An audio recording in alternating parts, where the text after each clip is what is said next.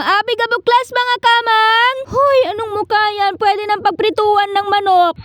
For today's video nga, hindi muna tayo gagala pero kailangan pa rin natin bumangon. Alas 4 pa nga lang ay nagising na ako dahil back to school na naman mga auntie ko. Hindi ng college pero ng elementary at high school. Pero ako nga yung gumising ng maaga dahil nagkataong nagkasakit si mama. Kaya kailangan ako mag-asikaso ng umagahan ng mga kapatid ko. Ang swerte nga nila dahil may maganda na nga silang ate, may mag-aasikaso pa ng umagahan nila. Huy, pinaglaban ang magandang ate.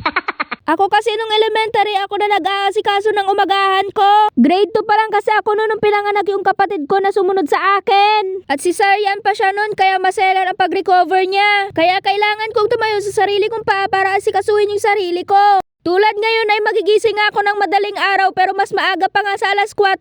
Pahirapan pa kasi sa pagsiga noon kasi wala pa kaming gas stove. Tapos ang lamig-lamig pa dahil gawa lang sa kawayan yung kusina namin dati. Huy, bakit naiyak ang auntie nyo?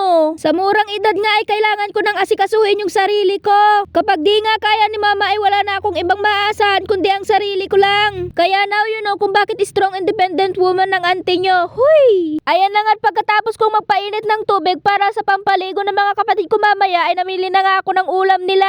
Namili daw pero sa ibabaw na lang naman yung kinuha.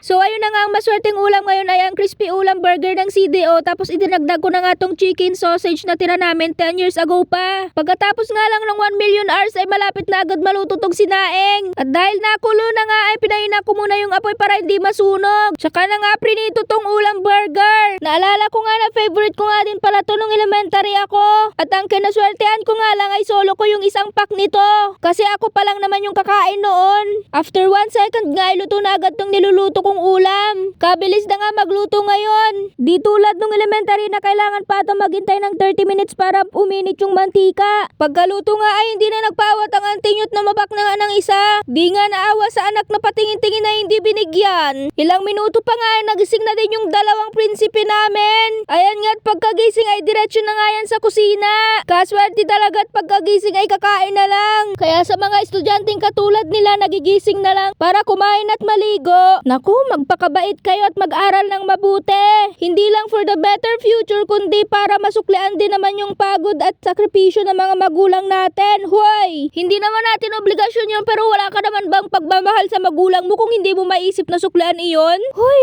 auntie ko, kalma. Kalma lang. Pagkatapos nga nilang kumain ay syempre agad na din silang naligo. Outfit check!